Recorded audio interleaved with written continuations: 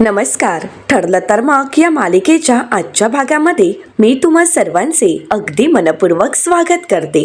आजच्या भागामध्ये आपल्याला पाहायला मिळतं की आता अर्जुन चैतन्यला म्हणतो बॉर्न एज या सर्टिफिकेटमध्येच काहीतरी फेरफार करण्यात आला आहे, त्यामुळे तू आत्ता कोर्टाचा परमिशन काढ आणि पुन्हा एकदा ते रिपोर्ट तयार करून घे, म्हणजे आपल्याला सत्य कळेल आणि त्यामुळेच आपण ते सत्य कोर्टासमोर आणू शकतो. पण एक मिनिट, एवढंच उपयोगी नाही आहे, कारण ॲडव्होकेट शेंडे हेच म्हणतील की हे सर्टिफिकेट व्हॅलिड नाही. त्यासाठी आपल्याला अजून काहीतरी दुसरा पुरावा शोधावा लागेलच. तर त्यावेळी सायली शांत असते. अर्जुन सायलीला म्हणतो, बायको तू का शांत आहेस, काय झालंय? तर त्यावेळी सायली अर्जुनला म्हणते, जर हे वडगाव खरं आहे, त्या वडगावची जत्रा खरी आहे, लागलेली आग जर खरी आहे, तर मग त्या वडगावमध्येच आपल्याला काहीतरी सापडू शकतं. म्हणजे जर आपण वडगावचा विचार केला आणि तुम्ही जर वडगावला गेलात तर कदाचित सोनलबद्दल काहीतरी माहिती नक्कीच सापडू शकते. तर अर्जुनच्या ही गोष्ट लक्षात येताच अर्जुन म्हणतो, एकदम बरोबर आहे. समजा वडगावमध्ये गेल्यावर सोनलचं बर्थ सर्टिफिकेट मिळालं तर ते आणि हे सर्टिफिकेट दोन्हीही आपल्याला कोर्टात सादर करता येतील आणि त्यामुळे तुला बेल नक्कीच मिळेल. तर चैतन्य प्रश्न उपस्थित करत अर्जुनला म्हणतो, समजा तिचं एज 18 वर्षापेक्षा कमी दाखवलं तर अर्जुन म्हणतो, मग आपल्यासाठी खूप मोठा धोका आहे. तर चैतन्य असं बोलताच सायली अर्जुनला म्हणते, पण अगोदरच आपण नकार घंटा का वाजवायची, आपण प्रयत्न तर करूया. अर्जुन म्हणतो, अगदी खरं आहे चैतन्य, चल आपण कामाला लागूयात. असं म्हणत अर्जुन आणि चैतन्य त्यांच्या कामाला सुरुवात करतात. तर दुसरीकडे इथे मात्र गौरीला खूप ताप आलेला असतो. सर्वांनाच गौरीची काळजी वाटत असते. गौरी फक्त सायलीताई असंच बोलत असते. अश्विन गौरीला चेक करतो, तिचं टेम्परेचर पाहतो तर तिला भरपूर ताप असतो. इथे कल्पनाताई तिच्या उशाशी बसून तिची काळजी घेत असतात. गौरी फक्त सायलीताई एवढंच बोलत असते, ती बेशुद्ध पडलेली असते. तर त्यावेळी अश्विन कल्पनाताईंना म्हणतो की आता मी हिला इंजेक्शन देतोय, पण तरीसुद्धा हिला बरं नाही वाटलं तर आपल्याला तिला हॉस्पिटलला ॲडमिट करावं लागेल. मी अगोदरच हॉस्पिटलला कळवून ठेवतो. असं म्हणत अश्विन हॉस्पिटलमध्ये फोन करतो. तर दुसरीकडे पाहायला मिळतं अर्जुन आणि चैतन्य आपल्या कामाला सुरुवात करतात. आता वडगावला जायचं, तर वडगावच्या जत्रेत लागलेली आग आणि त्याच्या संदर्भात डिटेल्स हे सगळं काही अर्जुन आणि चैतन्य मोबाईलवर पाहत असतात. आता तो व्हिडिओ पाहिल्यानंतर अर्जुन चैतन्यला म्हणतो, हा व्हिडिओ इन्स्पेक्टर सावंत यांना पाठव आणि त्यानंतर अजून वडगावबद्दल काही माहिती सापडत आहे का त्याचा शोध घे. आणि हो, एक सगळ्यात महत्त्वाचं म्हणजे वडगावच्या जत्रेत लागलेली आग आणि त्यानंतर बेपत्ता झालेली काही लोक यांच्याबद्दलच्या मिसिंग कंप्लेंट आहेत का, प्राची नावाची मुलगी हरवली होती का, या सगळ्या गोष्टींचा शोध घे. जर तो इन्स्पेक्टर खोटा होता परंतु वडगावची जत्रा खरी होती, म्हणजेच इन्स्पेक्टर म्हणून आलेली व्यक्ती त्याची वडगावच्या पोलीस स्टेशनमध्ये नक्कीच काहीतरी ओळख असणार. या सगळ्याचा शोध घ्यावा लागेल. तर चैतन्य म्हणतो, अर्जुन हे किती भयंकर आहे. अर्जुन म्हणतो, हो, परंतु आपल्याला आता या सगळ्याच्या मुळापर्यंत जावंच लागेल. मी एक काम करतो, मी आता घरी जातो, घरच्यांना थोडा वेळ भेटतो आणि त्यानंतर मी स्वतः वडगावला जातोय. तर चैतन्य अर्जुनला म्हणतो, अर्जुन तू जाणार आहेस का वडगावला? अर्जुन म्हणतो, हो, आता मला कोणतीही रिस्क घ्यायची नाही. जे काही करायचं आहे ते मी स्वतःहूनच करणार आहे. तर इकडे चैतन्य अर्जुनला म्हणतो, अर्जुन पण जे काही करशील ते अगदी व्यवस्थित कर, सावकाश कर. तर अर्जुन म्हणतो, हो, तू काळजी करू नकोस. चैतन्य म्हणतो, तू इथली काळजी करू नकोस, मी इथला हँडल करेन. मी इन्स्पेक्टर सावंत यांच्याशी बोलतो आणि पुढच्या सगळ्या गोष्टींचा शोध घ्यायला सुरुवात करतो. अर्जुन म्हणतो, बरं ठीक आहे, चल मी तुला कोर्टात सोडतो. असं म्हणत अर्जुन आणि चैतन्य तिथून निघालेले असतात. तर दुसरीकडे जेलमध्ये आपल्याला पाहायला मिळतं सायली थोडा वेळ आराम करत असते आणि त्याच संधीचा फायदा घेत प्रियाने कॉन्स्टेबल सीमा यांचा फोन घेत आता श्वेताला फोन केलेला असतो. श्वेता फोन उचलताच प्रिया म्हणते, हॅलो, मी प्रिया बोलते. श्वेता म्हणते, हो, तुला मदत करणाऱ्या कॉन्स्टेबलचा नंबर मी सेव्ह केलाय, बोल काय झालंय. तर आता प्रिया श्वेताला म्हणते, श्वेता आता सायलीला बेल मिळाली नाही म्हणजे अर्जुन नक्कीच पेटून उठला असेल, त्यामुळे आता त्याच्या बारीक सगळ्या हालचालींवर तुला लक्ष ठेवावं लागेल. अर्जुन काय करतोय, कोणता आता निर्णय घेतोय, कोणतं पाऊल उचलतोय, या सगळ्याकडे तुझा लक्ष असायला हवा. आता आपल्याला सगळ्या गोष्टी अगदी व्यवस्थित हँडल कराव्या लागतील, त्यामुळे तुला लक्ष ठेवावाच लागेल. श्वेता म्हणते हो माझा लक्ष आहे, परंतु प्रिया इथे मात्र वेगळाच प्रॉब्लेम होऊन बसला आहे. प्रिया म्हणते कसला प्रॉब्लेम? तर आता श्वेता प्रियाला म्हणते अगं ती छोटी गौरी आहे ना आश्रमातील, तिला ताप आला आहे आणि अख्खं घर आता तिच्या अवतीभोवतीच फिरतंय. आता मात्र प्रिया चिडते आणि म्हणू लागते खड्ड्यात गेली ती मुलगी. परंतु प्रियाचा हा चढलेला आवाज सायलीच्या कानी पडतो. सायलीला जाग येते. सायलीच्या लक्षात येतं की इथे कोणीतरी काहीतरी बोलतंय आणि म्हणूनच सायली उठून पाहते तर इथे कॉन्स्टेबल सीमा आताच प्रियाच्या सेलजवळ असतात.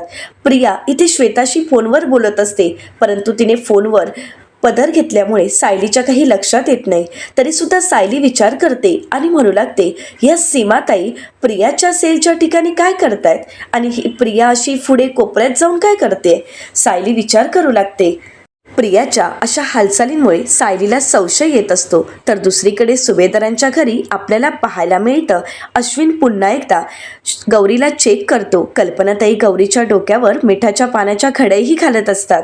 अश्विन गौरीचं टेम्परेचर चेक करतो. प्रतापराव विचारतात अश्विन ताप थोडा तरी उतरलाय का रे? अश्विन म्हणतो नाही ना, खरं तर इंजेक्शन दिल्यानंतर टेम्परेचर कमी व्हायला हवं होतं, परंतु तिचा ताप कमीच होत नाहीये. सर्वांनाच गौरीची काळजी वाटत असते. तर प्रतिमाहत्या म्हणू लागतात पण हिला ॲडमिट नको ना रे करूया. तर त्यावेळी श्वेता नाटक करत म्हणते हो मलाही असंच वाटते, गौरी इतकी लहान आहे की या लहान वयात तिला ॲडमिट नको करूयात. तर अश्विन म्हणतो हो मी सुद्धा तिचा ताप कमी होण्याचीच वाट पाहतोय. आणि त्याचवेळी अर्जुन आलेला असतो. अर्जुन पाहतो तर सर्वच जण काळजीत असतात. अर्जुन म्हणतो तुम्ही सर्वजण इथे काय करताय? तर त्यावेळी कुसुमताई अर्जुनला म्हणतात बघा ना अर्जुन सर, गौरीला ताप आलाय आणि गौरी तापाने फनफनते, फक्त सायलीचं नाव घेते. आता मात्र अर्जुनलाही गौरीची काळजी वाटत असते. अर्जुन अश्विनला विचारतो अश्विन काय झाले नक्की गौरीला? अश्विन म्हणतो तिला ताप आहे, मी ट्रीटमेंट सुरू केली आहे, परंतु काहीच फरक पडत नाहीये. तर अर्जुन म्हणतो अश्विन आपण हिला हॉस्पिटलला ॲडमिट करूया का? तर अश्विन म्हणतो मी प्रोसेस तर सुरू केली आहे, पण हिच्याकडे पाहता मला असं वाटतंय की हिचं खरं औषध काहीतरी वेगळंच आहे. अर्जुन विचारतो म्हणजे?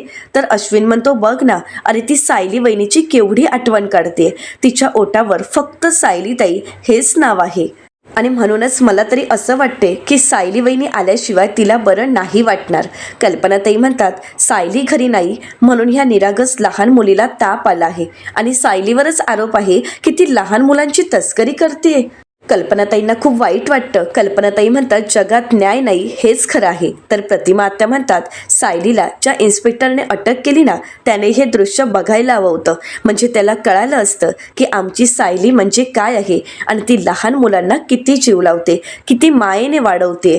अर्जुन म्हणतो मी आलोच असं म्हणत आता अर्जुन इन्स्पेक्टर सावंत यांना फोन करतो आणि म्हणतो इन्स्पेक्टर सावंत तुमची थोडी हेल्प हवी होती. तुम्हाला आठवतंय का, म्हणजे तुमच्या कॉन्स्टेबलांना ज्यावेळी एक रस्त्यावर मुलगी सापडली होती आणि त्यांनी पोलीस स्टेशनला आणलं होतं. तर इन्स्पेक्टर सावंत म्हणतात हो आठवलं. त्यानंतर सायली मॅम तिला आश्रमात घेऊन गेल्या होत्या, आठवते ना मला, पण काय झाले नक्की? तर त्यावेळी अर्जुन म्हणतो तीच गौरी, तिला आता ताप येतोय, ती सतत सायलीची आठवण काढते आणि म्हणूनच तिला सायलीला भेटवायचं होतं, त्यासाठी परवानगी मिळेल का? तर आता इन्स्पेक्टर सावंत म्हणतात की मिळेल ना, परंतु स्पेशल रूममध्ये नाही मिळणार, ज्या ठिकाणी पोलीस आहेत, CCTV कॅमेरे आहेत अशा ठिकाणी मिळेल, कारण सायली मॅमवर फॉक्सो लागला आहे. अर्जुन म्हणतो काहीच हरकत नाही, तशा जागेवर जरी परवानगी मिळाली तरी सुद्धा चालेल. तर इन्स्पेक्टर सावंत म्हणतात मग तुम्ही त्या मुलीला घेऊन या, तोपर्यंत मी जेलर आणि इन्स्पेक्टर निकम यांच्याशी बोलतो. आता इन्स्पेक्टर सावंत यांनी परवानगी घेतलेली असते. तर सायलीला कॉमन रूममध्ये आणलं जातं. सायली आता आशाताईंना विचारते कोण आलं असेल मला भेटायला. तर त्याचवेळी अर्जुन गौरीला घेऊन आलेला असतो. गौरी मोठ्यानेच आवाज देत म्हणते सायलीताई. आता गौरीला पाहून सायली खूप खुश होते. गौरी धावत पळत येते, सायलीला मिठी मारते. सायली तिला जवळ घेते, मायेने तिच्या डोक्यावरून हात फिरवते. तिच्या गालावर खूप साऱ्या पप्पी देत तिला विचारते, गौरी बाळा तू कशी आहेस, तू बरी तर आहेस ना? तर गौरी म्हणते, हो सायलीताई मी बरी आहे, पण तू इथे काय करतेस, तू घरी का येत नाही आहेस माझ्यासोबत, चल आता आपण घरी जाऊयात. तर सायली गौरीला समजावत म्हणते, गौरी बाळा माझं एक महत्त्वाचं काम आहे ना, ते झाल्यानंतर मी येईनच ना. तर गौरी म्हणते, नाही आत्ताच्या आता तू माझ्यासोबत यायचं आहे. तर सायली म्हणते, नाही गौरी बाळा तसं मला येताच येणार नाही, खरं तर तुझ्यासोबत यायला मला नक्कीच आवडलं असतं, पण काय करणार, कामसुद्धा महत्त्वाचं आहे ना. ते काम झाल्यावर मी नक्कीच येईन, पण तू मधुभाऊ आणि कुसुमताईंना त्रास तर देत नाही आहेस ना. तर गौरी म्हणते, नाही सायलीताई. सायली पाहते तर गौरीला खूप ताप असतो. सायली म्हणते, कुसुमताई गौरीला तर ताप आहे, तिचं अंग गरम आहे. तर कुसुमताई म्हणतात, हो तिने तुझीच आठवण काढून ताप घेतला आहे. गौरी म्हणते, सायलीताई मला तुझी खूप आठवण येते, तू माझ्यासोबत नाही आहेस ना म्हणून मला ताप आला आहे. सायली म्हणते, गौरी बाळा असं करून कसं चालेल सांग बरं. अगं स्वतःची काळजी घ्यायची, स्वतःला काही होऊ द्यायचं नाही, आणि तू जर आजारी पडलीस तर मी आल्यानंतर कोणासोबत खेळायचं आहे, त्यामुळे स्वतःची काळजी घ्यायची. बाळा स्वतःकडे असा दुर्लक्ष करू नकोस, घेशील ना तू काळजी, असं म्हणत सायली गौरीची काळजी करत असते. तर दुसऱ्या कैदी सायलीकडे पाहतात आणि म्हणतात, सायलीला मुलगी, मला तर माहितीच नव्हतं. तर त्यांच्या सेलच्या ज्या मॅडम असतात त्या म्हणतात, नाही सायलीला मुलगी नाही आहे, खरं तर सायली पहिल्यांदाच प्रेग्नेंट आहे, परंतु या दोघी अशा आहेत अगदी मायलेकीसारख्या. तर त्यावेळी आता सायली अर्जुनला म्हणते की बरं झालं तुम्ही गौरीला इथे घेऊन आलात, कुसुमताई गौरी खूपच कोमेजून गेली आहे ग. तर कुसुमताई म्हणतात, हो लेकूर फक्त तुझी आठवण काढते ग, सतत तुझ्या नावाचा जप करते आणि पूर्ण कोमेजून गेली आहे ग, फक्त सायलीताई सायलीताई हेच नाव तिच्या ओठावर असतं, आणि या सगळ्यातच तिला ताप आला आहे. तर अर्जुन सायलीला म्हणतो, एवढीशी लहान मुलगी, काही दिवसांपूर्वीचीच तुमची भेट, आणि तरीसुद्धा ही लहान मुलगी तुझी आठवण काढून रडतीये, ताप घेते, आणि तुझ्यावर आरोप काय आहे, लहान मुलांची तस्करी करतेस. हे सगळं किती भयंकर आहे ना. तर गौरी सायलीला म्हणते, गौरी सायलीताई मला एक गोष्ट सांग ना, परंतु आशाताई सायलीला म्हणतात, भेटायची वेळ संपली आहे. सायली गौरीला समजावते आणि म्हणू लागते, गौरी बाळा मी तुला आता गोष्ट नाही सांगू शकत, पण घरी आल्यानंतर मी तुला छान छान गोष्टी नक्कीच सांगेन. बाळा तू आता घरी जा, आराम कर, आणि हो बरं व्हायचं आहे, आणि सगळ्यात महत्त्वाचं म्हणजे मधुभाऊ आणि कुसुमताईंचं ऐकायचं. तू जर त्यांचं ऐकली नाहीस ना तर सगळ्यांना असंच वाटेल की सायलीताईने तुला काहीच शिकवलं नाही आहे, आणि मग तुला आवडेल का मला कोणी असं बोललेलं. तर गौरी प्रश्न करत सायलीला म्हणते, मी जर शहाणी मुलगी झाली तर तू लवकर येशील का घरी. तर सायली गौरीला म्हणते, हो नक्की येईन आणि लवकर येईन. तर त्यानंतर आता सायली गौरीला म्हणते, जा कुसुमताईंकडे जा. गौरी कुसुमताईंकडे जाते. तर अर्जुन सायलीला म्हणतो, मी येतो, आता मला निघावं लागेल, आता मी या दोघींना घरी सोडतो आणि त्यानंतर वडगावला सोनलच्या गावी जातो. सायली अर्जुनला म्हणते, मला खात्री आहे सर्व पुरावे घेऊन तुम्ही नक्कीच याल. अर्जुन म्हणतो, रात्री यायला उशीर होईल, त्यामुळे आपण कोर्टातच भेटू. सायली म्हणते, काही हरकत नाही, पण जे करताय ते अगदी सावकाश करा. आता अर्जुन तिथून निघत असतो, त्याचवेळी अर्जुनचा लक्ष तिथे असणाऱ्या CCTV कॅमेऱ्याकडे जातो. अर्जुन म्हणतो, या कॅमेऱ्यातील CCTV फुटेज घ्यावं लागेल. आता सायलीचं लहान मुलांवर किती प्रेम आहे, ती लहान मुलांना किती जीव लावते हे यातूनच दिसून येईल. असं म्हणत आता अर्जुनने ते CCTV फुटेज घ्यायचं ठरवलेलं असतं. सायलीला मात्र गौरीची खूप काळजी वाटत असते. तर दुसरीकडे सुभेदारांच्या घरी आपल्याला पाहायला मिळतं, अर्जुन गौरीला घरी घेऊन येतो. आता श्वेता गौरीला झोपी घालत असते, तर इकडे अर्जुनची जायची घाई सुरू असते. अर्जुन म्हणतो, मम्मा मी येतो. आता हा आवाज श्वेताने ऐकलेला असतो. अर्जुन कुठे जातोय त्याच्यावर लक्ष ठेवण्यासाठी श्वेता तिथून येत असते. तर इथे कल्पनाताई अर्जुनला म्हणतात, अर्जुन अरे तू ऑफिसलाच निघालायस ना, मग थांब मी तुला डबा देते. तर अर्जुन म्हणतो, मम्मा नाही नको, मी आज ऑफिसला जात नाहीये, तर मी जरा पनवेलच्या बाहेर जात आहे. आता मात्र घरातील सर्वांनाच धक्का बसतो. तर अश्विन अर्जुनला विचारतो, अरे दादा पनवेलच्या बाहेर म्हणजे एक्झॅक्टली नक्की तू कुठे जातोयस.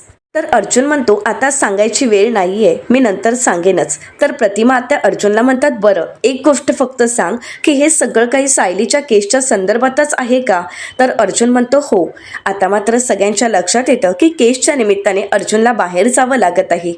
मम्मा मी आलोच असं म्हणत अर्जुन निघत असतो, परंतु त्याच वेळी अर्जुनला आता चैतन्याचा फोन आलेला असतो. अर्जुन चैतन्याला म्हणतो, बोल चैतन्य.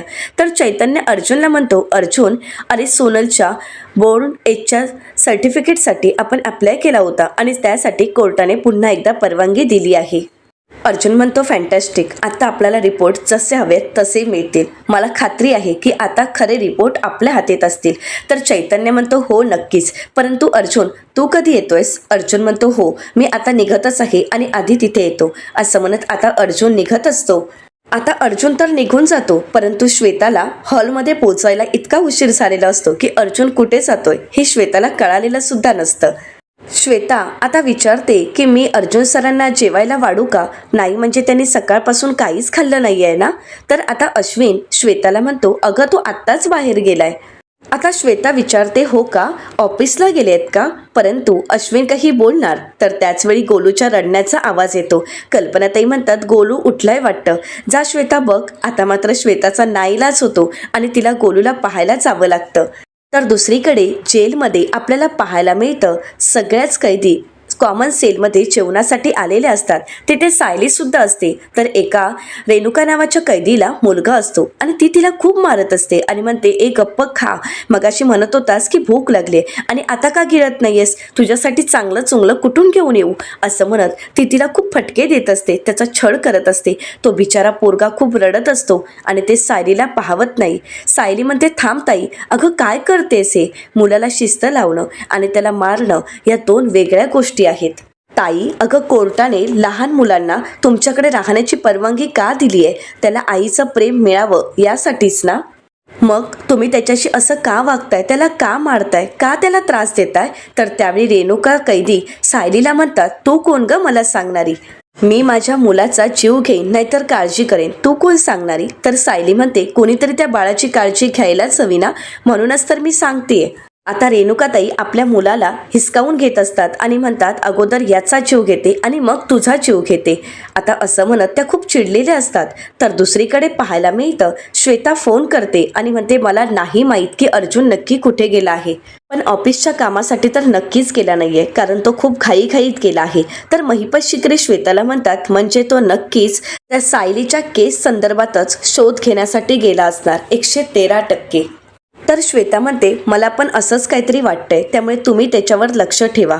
तर इथे सचिन श्वेताला म्हणतो, आणि तू त्याच्या घरावर लक्ष ठेव. तर इथे कल्पनाताई गोलूसाठी जेवण घेऊन येत असतात. तर सचिन म्हणू लागतो, तुला आता त्या घरावर लक्ष ठेवावं लागेल आणि प्रत्येक गोष्ट आम्हाला सांगावी लागेल. तर त्यावेळी महिपत शिकरे श्वेताला म्हणतात, आणि हो जरा जपून, तू कोण आहेस हे कोणाला कळायलाही नको. श्वेता म्हणते, नाही कळणार, कोणालाच सत्य कळणार नाही, काळजी करू नका, तुम्ही फक्त लक्ष ठेवा. तर सचिन म्हणतो, तू काळजी करू नकोस, आता आम्ही आमची माणसं अर्जुनच्या मागावर पाठवतोय, पण तू स्वतःची काळजी घे. तिकडे सगळं ठीक आहे ना? आता श्वेता पुढे काही बोलणार, परंतु त्याच वेळी कल्पनाताई रूमचा दरवाजा उघडतात आणि आवाज देत म्हणतात, श्वेता. आता मात्र श्वेता घाबरलेली असते आणि इकडे महिपत शिकरे, सचिन आणि राकेशही घाबरतात. परंतु श्वेता त्यावेळी आपला मोबाईल लगेच बाजूला लपवून ठेवते. कल्पनाताई म्हणतात, श्वेता अगं गोलूला भूक लागली असेल ना, भरवून घे. तर श्वेता म्हणते, हो गोलूला भूकच लागली आहे, चला चला गोलू मम्मम खाऊया. असं म्हणत आता श्वेता लगेच गोलूला भरवायला घेते आणि कल्पनाताईंच्याही लक्षात येत नाही की श्वेता फोनवर बोलत होती. तर दुसरीकडे आपल्याला जेलमध्ये पाहायला मिळतं की रेणुकाताई सायलीला म्हणतात, तू कोण ग मला सांगणारी? माझ्या मुलाचं मी काहीही करेन. असं म्हणत त्याला हिसकावून घेत त्याला पुन्हा एकदा त्रास देण्याचा प्रयत्न करत असतात. बिचारा तो मुलगा खूप रडत असतो. आता मात्र त्या ठिकाणी आशाताई येतात आणि सीमाला आवाज देत म्हणतात, सीमा रेणुकाला तिच्या सेलमध्ये घेऊन जा. रेणुका तुझं काय चाललंय? हो मागे. असं म्हणत आशाताई रेणुकावर चिडतात. तर कॉन्स्टेबल सीमा रेणुकाला तिच्या सेलमध्ये घेऊन जात असतात आणि म्हणतात, ए रेणुका चल. रेणुका म्हणते, मी कुठेही येणार नाही. तर आशाताई म्हणतात, सीमा तिला तिच्या सेलमध्ये घेऊन जा. आता मात्र आशाताईंचं हे बोलणं सीमाला ऐकावं लागतं आणि सीमा तिला जबरदस्तीने तिच्या सेलमध्ये घेऊन जाते. रेणुका म्हणत असते की तू कोण ग मला सांगणारी, मी जाणार नाही. परंतु शेवटी सीमाताई रेणुकाला तिथून घेऊन जातात. आता सायली त्या मुलाला शांत करते आणि आशाताईंना विचारते, ताई हा सगळा काय प्रकार आहे? हा रेणुकाचाच मुलगा आहे ना, तरी सुद्धा रेणुका याच्याशी अशा प्रकारे का वागते? तर आशाताई म्हणतात, खरं तर या रेणुकाचं डोकं फिरल्यासारखंच वागते. खरं सांगायचं तर भल्या भल्या माणसांनाही इथे जेलमध्ये राहणं शक्य होत नाही ग, ते सहन नाही होत. जेलमध्ये राहणं म्हणजे खरंच सोपी गोष्ट नाहीये ग. ही गोष्ट छिपण्यासारखी नाहीये आणि याचाच रेणुकाला खूप त्रास होतोय. रेणुका कधी कधी असाच आरडाओरडा करते, नाहीतर कधी कधी उगाच रडत बसते आणि तिचा हा मुलगा लहान आहे, त्यामुळे कायद्याने तो तिच्यासोबत राहू शकतो. पण तू बघितलंस ना, आईजवळच तिचे जास्त हाल होत आहेत. परंतु त्याच्या घरच्यांनी आता अपील केलंय, ते येणार आणि ह्याला घेऊन जाणार. तर सायली म्हणते, म्हणजे आईची आणि मुलाची पुन्हा एकदा ताटातूट? आशाताई म्हणतात, हो, परंतु जेलमध्ये तरी तो कसा लहानाचा मोठा होईल? त्याला त्रास तर होणारच ना. तर सायली म्हणते, दोन्हीकडूनही याचाच छळ, याचाच त्रास, म्हणजे सगळा त्रास बिचाऱ्या या छोट्या मुलाने सहन करायचा आहे का? आता सायली मायेनेच त्या छोट्या मुलाला जेवण भरवत असते, तर दुसरीकडे अर्जुन, इन्स्पेक्टर सावंत आणि चैतन्य डॉक्टरांकडे आलेले असतात. अर्जुन डॉक्टरांना म्हणतो, डॉक्टर, या सर्टिफिकेटवर माझ्या बायकोचं भविष्य अवलंबून आहे, त्यामुळे एवढी खबरदारी तर नक्कीच घ्या की यावेळी या रिपोर्टमध्ये कोणतीही चूक व्हायला नको, कोणीही हे रिपोर्ट बदलायला नको. अगदी कोणत्याही परिस्थितीत हे रिपोर्ट खरेच यायला हवेत. तर चैतन्य डॉक्टरांना म्हणतो, डॉक्टर, सायली वहिनी निर्दोष असण्याचा पुरावा आमच्या हाती असणं खरंच खूप गरजेचं आहे, ते खूप महत्त्वाचं आहे. तर डॉक्टर अर्जुनला म्हणतात, ॲडव्होकेट अर्जुन सुभेदार, तुम्ही अजिबात काळजी करू नका. मी स्वतः या सगळ्यामध्ये जातीने लक्ष घालेन आणि प्रत्येक पावलाची माहिती मी चैतन्य आणि इन्स्पेक्टर सावंत यांना देत जाईन. मी स्वतः या सगळ्याची टेस्ट करेन आणि मी स्वतः रिपोर्ट बनवेन, जेणेकरून यामध्ये कोणताही बदल होणार नाही. परंतु हॉस्पिटलमध्ये काम करणारा एक कर्मचारी या सगळ्यांचं बोलणं ऐकत असतो. तर इथे डॉक्टर अर्जुनला म्हणतात, अगोदर आपण पेपरवर्क करून घेऊ आणि त्यानंतरच टेस्ट करायला घेऊ. आणि त्याचवेळी त्या कर्मचाऱ्याच्या हातून काही फाईल्स खाली पडतात आणि तो घाबरत म्हणतो, सॉरी सर. परंतु अर्जुनचा त्याच्यावर बारीक लक्ष असतो. तर दुसरीकडे आपल्याला जेलमध्ये पाहायला मिळतं, सायली त्या लहान मुलाला भरवत असते. या नाटक करत म्हणते, काय छान अभिनय करते ना सायली. मला तरी असं वाटते की या अभिनयासाठी तिला एखादा अवॉर्ड वगैरे द्यायलाच हवा. म्हणजे लहान मुलांवर आपला किती जीव आहे, आपण त्यांना किती माया लावतोय हे दाखवून देण्याची तुझी जी ही काही सायली नाटकं आहेत ना, त्यासाठी खरंच तुला अवॉर्ड मिळायला हवा. प्रिया आशाताईंना म्हणते, आशाताई, अगं तू सुद्धा विसरली आहेस का? अगं ह्या मुलाला सायलीकडे तू कशी काय देऊ शकतेस? सायली इथे कुठल्या आरोपाखाली आली आहे हे तू विसरली आहेस का? असं असताना सुद्धा तिच्याकडे लहान मूल तू दिलंयस. लहान मूल तिच्याकडे देणं किती धोक्याचं आहे हे तुला माहीत नाही आहे का? अगं अल्पवयीन मुलींची तस्करी करून त्यांचा व्हिडिओ काढण्याचा आरोप आहे हिच्यावर, आणि असं असताना तू या लहान मुलीला तिच्याचकडे दिलायस. अगं तस्करी करणारी बाई आहे ही, उचल त्या मुलाला. तर त्यावेळी इतर कैदी सुद्धा प्रियाच्या बाजूने बोलत म्हणतात, हो ना, अरे ही बाई खूप डेंजर आहे, उचला अगोदर त्या मुलाला इथून. तर दुसरी कैदी आशाताईंना म्हणते, आशाताई, या बाळाला अगोदर इथून घेऊन जा. या सायलीचा काही भरवसा नाही, याचा जीव सुद्धा घेईल ती. तर प्रिया म्हणते, ही फक्त वरवर दाखवत असेल की हिला किती काळजी आहे, परंतु हिच्या मनात तर प्लॅनिंग चालू असेलच ना की आपल्या माणसांच्या ताब्यात याला कसं देऊ. आता मात्र सायली चिडते आणि प्रियाला म्हणते, प्रिया, अगं किती विकृत आहेस का तू? तर प्रिया म्हणते, विकृत आणि मी? बघा बघा सायली कोणाला विकृत म्हणते. सायली, विकृत हा शब्द नक्की कोणाच्या गुन्ह्याला टॅग म्हणून शोभून दिसेल याचा विचार केलायस का ग कधी? प्रियाशी बोलण्यात काहीच अर्थ नाही हे सायलीला चांगलंच माहीत असतं आणि म्हणून सायली काहीच बोलत नाही. तर प्रिया सायलीला म्हणते, काय झालं? खरं बोलतेय म्हणून वाईट वाटतंय का? त्रास होतोय का? पण जी गोष्ट हिला करायला वाईट वाटली नाही तर मग आपल्याला बोलायला वाईट का वाटायला हवं? असं म्हणत प्रिया सायलीवर आरोप करायचे काही थांबवत नसते. तर येणाऱ्या पुढील भागामध्ये आपल्याला पाहायला मिळतं, सायली प्रियाला ठणकावून सांगते, एक गोष्ट लक्षात ठेवा प्रिया, तू ना कोर्ट आहेस ना न्यायाधीश, त्याच्यामुळे माझ्या बाबतीचे निर्णय घेण्याचा तू प्रयत्न करू नकोस किंवा निकाल तर अजिबातच देऊ नकोस. तर दुसरीकडे सेलमध्ये सायली देवाला प्रार्थना करत म्हणते, सोनलबद्दलचे पुरावे मिळण्यात यांना यश मिळू देत तेव्हा तर इथे मात्र प्रिया घाबरून गेलेली असते. प्रिया म्हणू लागते, काहीही झालं तरी आता मला सायली आणि अर्जुनवर लक्ष ठेवावाच लागेल. अर्जुन नक्की काय हालचाल करत असेल. तर त्याचवेळी आशाताई सायलीकडे येतात आणि म्हणू लागतात, सायली तुला भेटायला कोणीतरी आलंय. आता हे प्रिया ऐकते आणि म्हणते की सायलीला भेटायला कोण आलं असेल. अर्जुन आला असेल का. आता सायलीला भेटण्यासाठी नक्की कोण आलंय हे तर आपल्याला पाहायला मिळणारच आहे. तर अशाच मालिकांचे नवनवीन अपडेट पाहण्यासाठी चॅनलला नक्कीच सबस्क्राईब करा. आजचा व्हिडिओ तुम्हाला कसा वाटला हे कमेंट करून नक्कीच कळवा. आजचा व्हिडिओ आवडला असेल तर व्हिडिओला लाईक करायलाही विसरू नका. व्हिडिओ पाहिल्याबद्दल तुम्हा सर्वांचे अगदी मनपूर्वक धन्यवाद.